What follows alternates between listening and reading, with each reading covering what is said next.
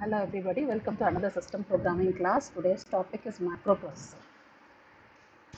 Yes, so far we have completed the first unit, which is going to be the introduction. So we are using IBM 360 and we are going to program using IBM 360.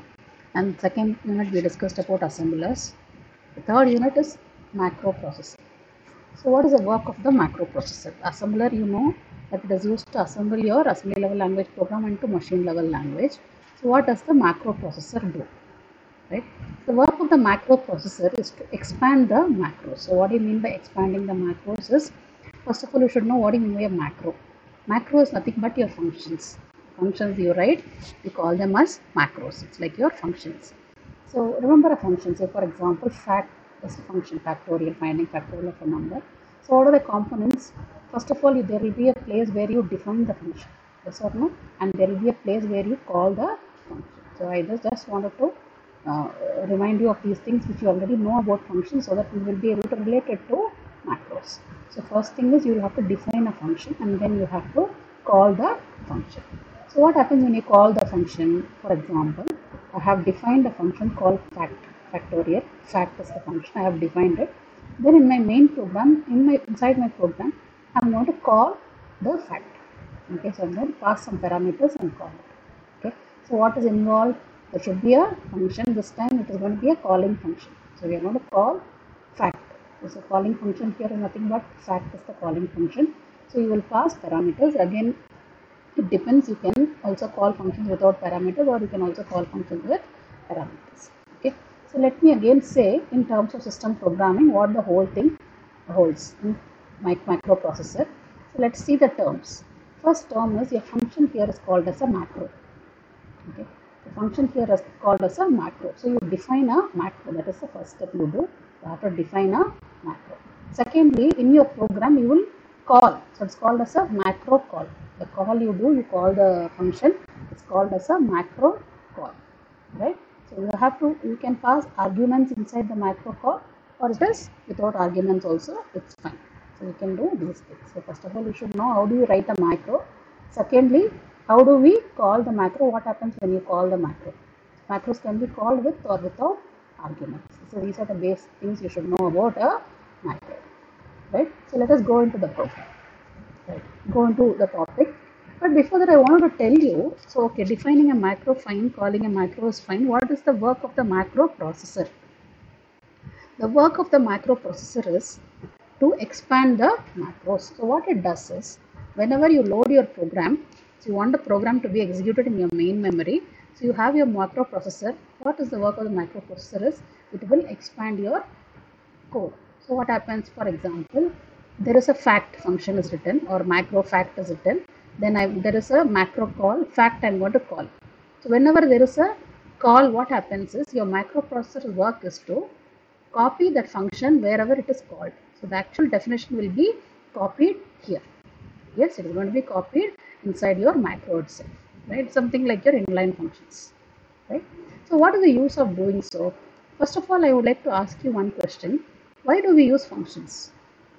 Okay, so I know you'll be answering this that if there is a repeated code, you don't have to repeat it again. If it is written in one place, you can call it whenever it is required. Yes, agreed? Yes, but when you expand it, what happens? The whole purpose is not there. But what happens when I call it and I don't expand it? So for example, I call fact. What happens? Actually, what happens by default? My cursor has to go to that function, execute that function, and come back to the main program. Okay, I repeat it. In my main program, whenever I call a function, whenever I'm calling a macro, whenever there is a macro call, the cursor has to be transferred to the actual macro. It has to execute and then come back to the main program. It is seen as an overhead. It is time consuming also, right? So this is the disadvantage of it. What is the advantage of that is you can save memory because only at one place the macro is there.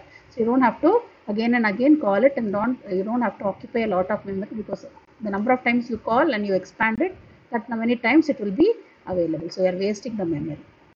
Okay, so that is okay. Now what we see is whenever situations wherein our memory, we have enough memory, wasting memory is not a problem, but you want to increase the speed of the processor. You want to increase the speed of the processor, then you go in for this macro processors. So microprocessors are necessary in those cases. Right? That is the work of the microprocessor. This is just a glimpse of it. Let us go into the subject. It will be more clear for you. This topic is very simple. Just you should know a little basics, then you can go a long way. Right. So first of all, what is a macro? How do you define a macro? I told you first of all a macro should be defined and then it has to be called. So this screen only talks about macro definition. This screen is only going to tell you how do you define a macro. Whenever I say macro, you can imagine a function. Okay. Right. First, every macro should start with this keyword called macro. Macro keyword should be there at the beginning of every function. So that is the first thing you should take care of. And another thing you have to remember is every macro will end with this keyword called macro end, end, MEND. End is nothing but you are saying that the macro is ended. This is how you define a macro. This is called macro definition. So let's take for example, first if I have to write a macro, first I have to write this keyword macro. And then next line I have to write the name of the macro. Okay, name of the macro here, let us say I told you fact, no, one example I gave you was fact. So let us see here the same example is what we are going to use throughout. So let us say the name of the macro here is INCR. Okay, the name of the macro is increment INCR is the name of the macro. It can be anything. Your example can have any name, any macro name you can give it as an example. So any macro function can be written. I'm sorry, any function can be written with any name, same as that of C and C++ and all. Here also, this is the example we are going to see. INCR is the macro name we are using. So what is that macro used for is, so this macro has 3 lines of coding. Let us see the first line of coding is you have data. Okay, data is stored. Data, let us assume data is nothing but your symbol. The value is going to be stored in the end of the program. So as we have already seen programs, you know that. It's like your variable. So data is going to contain some value. The first line code A1 comma data tells you that add the contents of this data with the contents of this register 1 and store the result in register 1 itself. And store the result in register 1 itself. Right? So add the contents of data to the contents of register 1 and store the result in register 1 itself. Same goes on. Add the contents of data to register 2 and let the sum be in register 2 itself. Similarly, add data and register 3's contents. So this is the code. So you are going to add data with register 1, data with register 2, data with register 3. That's all. So INCR is a function written to do this operation. And then you are saying end. So macro is ended. Right? So this example you have to remember, it is very important. If you can remember this example, theory you can write it in your own words. Not a problem. You have to say that these keywords should be there. What you mean by a macro name and what you mean by the coding sequence of instructions which is inside that particular macro. This is the definition part of it. Macro definition. Yes. So let us move on from this. Next, the concept here. The actual concept is in this particular slide. I have defined a macro. So what is next? Yes, you should know 2 things. How do you call a macro and how do you expand it? Okay. Let us just see only the calling part first. Let us skip the right hand side of it. Let us only see there, whatever is there in that box is nothing but your macro definition. Okay, I have defined the macro. Right? So I'm going to say I have done it in the beginning of my program. I have defined a macro. Right? After that, there is a program. The program is continued there, and there is some place where I am calling the macro. INCR, I am calling the macro. Okay. So this macro, particular macro, there are no arguments. You are just calling that macro that will be executed, and then it will come back to the next line of the program. So it has to actually what happens? It has to go there, execute, and come back to the main program. So that is the meaning of it. This is what I do. I continue with the main program. Then again I am calling the macro second time. Okay, it is going to go there, execute and come back to the main program. This is what will happen actually. By default, this is what is supposed to happen if you are not using a macro processor. If you are using a macro processor, things will change. Right? So again, the program is ended. Then comes the data part. I am declaring all the datas here. So data, DC, okay, define constant. I am going to give the values here. So data, I am going to give this data as F5. Okay. So this is going to be F is going to tell you one full word. Right? So this is the program ends then. Okay. So let us assume this is going to be your main program. First you define the function, then you go on with the main program. There are 2 places when you make a macro call. INCR, again INCR, you are doing a macro call 2 times in the main program, and then the program ends. You understand? So this is what happens. This is your main program. This is how it looks like. After microprocessor does its work, okay, what happens is the microprocessor work is it will take the source program, it will see wherever there is a macro call, that macro call will be replaced with the code. Say for example, see here, INCR is the macro call. So whenever your microprocessor is able to see a macro call, right, what it does is it has to expand it. How does it do? It sees what is the program which is written inside that macro. There are only 3 lines of coding. So INCR will be completely what? It will be replaced with this code. INCR is going to be completely replaced with these 3 lines of code. So that is called as macro expansion. So when you do that, what happens with the mode after the main program? So there is no differentiation between the program and the function call or the macro call. The next lines will be these 3 lines will be executed, then the rest of the program will be executed. Again, the other 3 lines which is in orange color will be executed, and then the main program again, and then you end the program, right? So this is how the program looks after it is expanded by your microprocessor. The microprocessor work itself is to do this. Why is the microprocessor doing it? In order to avoid the overhead in transferring your control to the macro and then coming back. In order to avoid that overhead, your microprocessor is expanding the macro so it makes it into, merges the program and the function into one. Okay, that is what it does. Merges the main program with your macro, right? This process is called macro expansion. So by now you should understand 3 things. First of all, what is a macro and how do you define it? First of all, what do you mean by a macro and how do you define it? Second thing you should know is what do you mean by a macro call? Okay, so this left hand side, the whole thing is going to be what you do during a macro call. So during a macro call, you write a macro and then call it in your main program also. Okay. Third thing you should know about macros is how do you expand a macro. This is called macro expansion. In macro expansion, you have to directly take the name of the macro and then have to replace it with the coding which is inside it. Okay, you want to replace with the coding inside it and then continues with your main program. So this is what you do, right? So yeah, now the question is how will your microprocessor know that there was a macro? Microprocessor work is it will read the program line by line. Okay, whenever it sees the keyword macro, it stores that macro. INCR is the macro, it stores that macro. So it will know that how many macros, macro keyword, how many times it is used, that many macros are there, it knows. So that many times whenever those macros are called, it has to replace it with the code. That particular macro's respective code has to be replaced. This is called macro expansion, which is the work of your macro processor. Yes, let's move on. Right. As I told you before, so macros can also be with arguments, right? So it is after all a function. So it's like our functions which we use in our other high-level programming language. It is same like those functions. So macros also can have arguments. So now what are we going to see? How can a macro have an argument?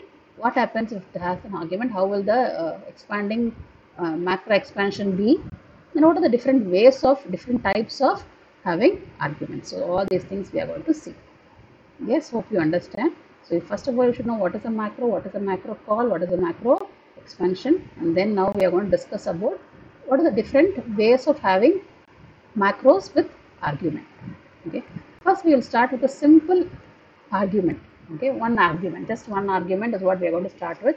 Once we understand the concept, then we will go to the complicated macro arguments. Little complex arguments we can understand. We will be able to understand. Right. First thing, this is your macro. So here, see again. Let me just give you a summary of what we saw already. Macro keyword should be there. And then you can define a macro. I have defined a macro called INCR. Only difference between before the one which we have seen in the previous slide and this is that this has arguments. Right. So INCR is the name of the macro, and it has argument here. Ampersand ARG is nothing but your, that's ampersand ARG is nothing but your argument. So you can replace it with any argument. When you pass any data. Okay, it is the same concept as like your functions, right? This is your passing parameter, right? So what will I do with that argument is, instead of using data, so I use data, right? Usually I use data, there is only one data. What if there are many data, many different types of data, and every time I wanted to use a different data when I call this macro. That is why I wanted to have a argument parameter also there. So depending on the argument parameter, the code will change like this: a1 comma whatever is the argument, a2 comma argument, a3 comma argument. Okay, so let us see the example so that you will understand. So this is a macro with an argument.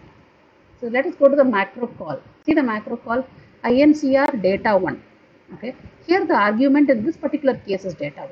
See the next one incr data2. In that case, the argument is data2.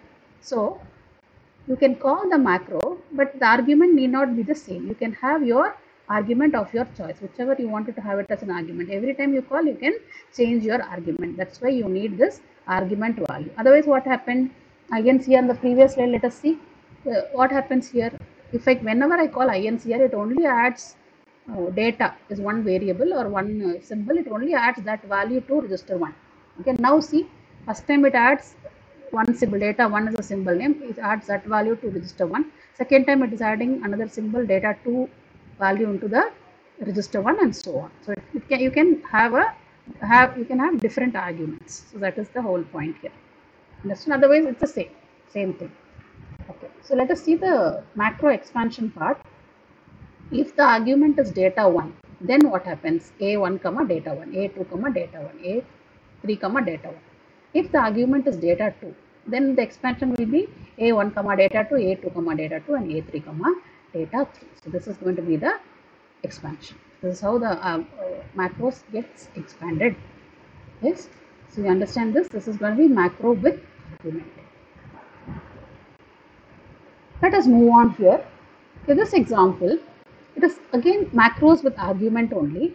Here you can see two things, right? So what are the two things you can see here is, first thing is, see, first leave that lab, that is a label. Let us leave that. I wanted to first explain this argument part. See here I have argument 1, argument 2, argument 3. Okay, but when I am calling, you can see that I can choose any order. I can say, first time I am going to say incr here. So if you are not able to see it, wait a minute, there it is. Okay, here you can see the order is changing here. First time when I call incr, I am going to say data 1 comma data 2 comma data 3. That is the order I want. Second time when I am calling it, okay, so though I have 3 arguments, I have the 3 arguments in different order. Okay, what we observe here, first macro we saw did not have any arguments at all.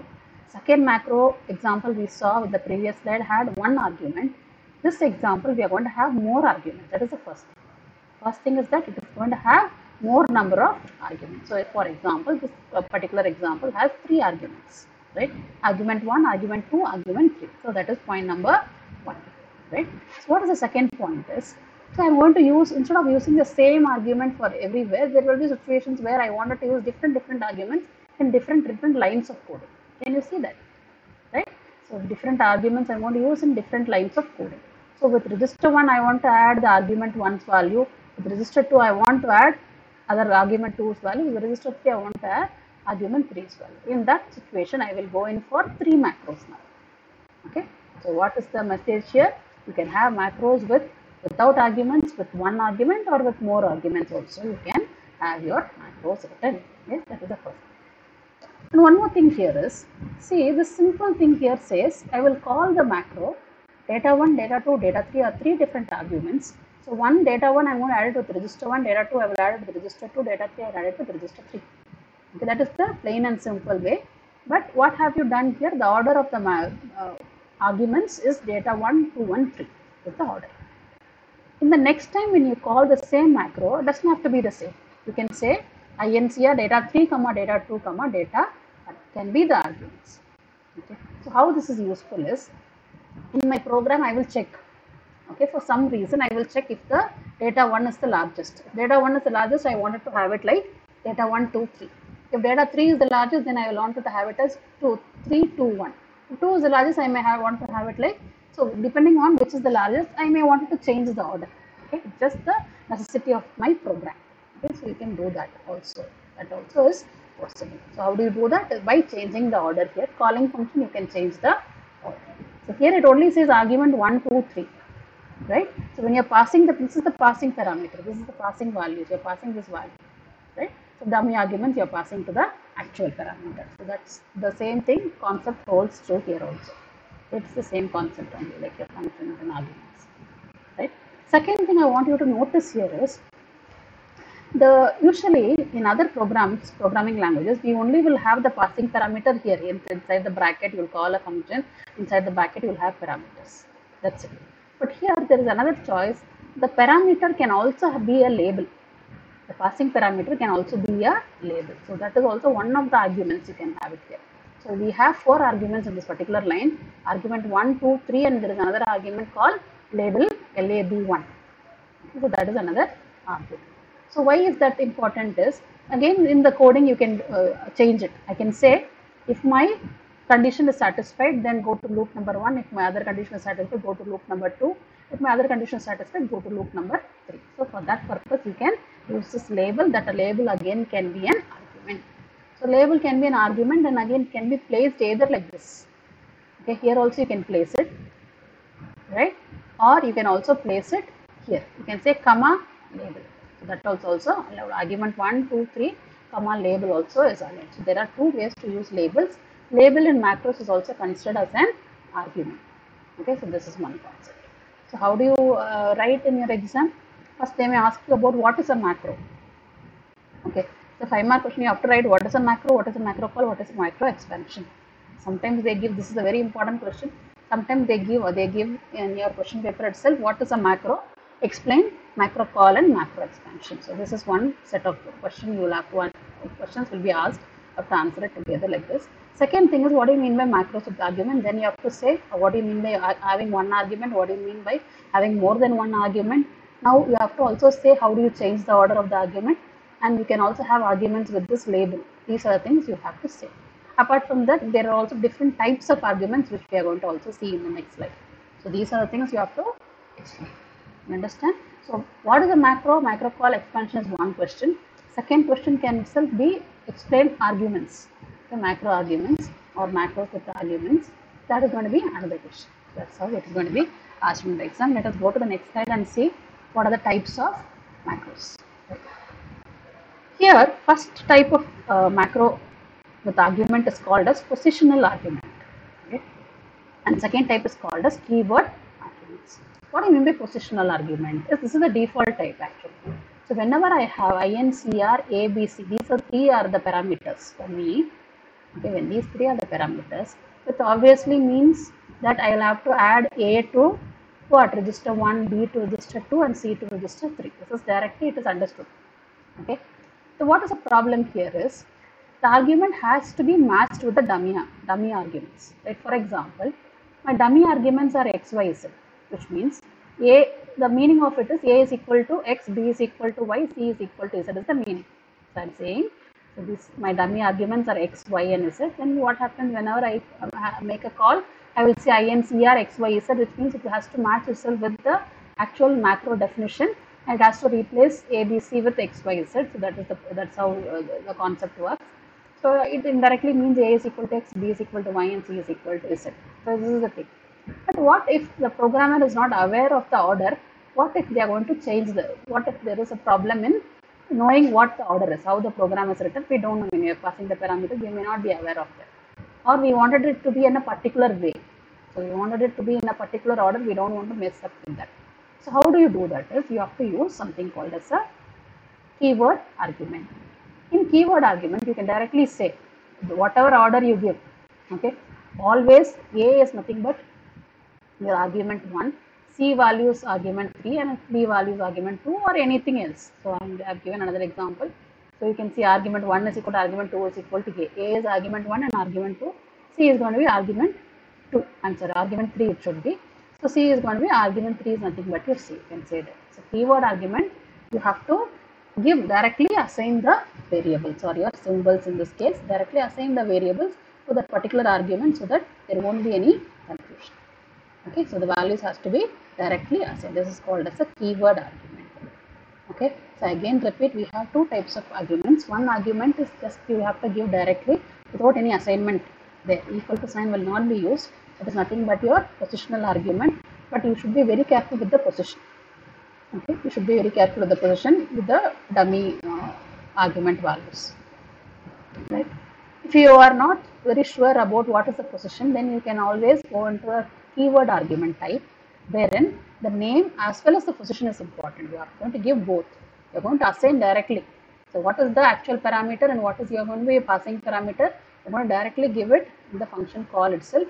So you are going to say when I am calling it, I am going to say argument 1 is equal to A, argument 3 is equal to C, argument 2 is equal to B. So what I am saying. Or else let us say another example I will give you. INCR A is equal to 10, B is equal to 25, C is equal to 30. Values also you can directly get.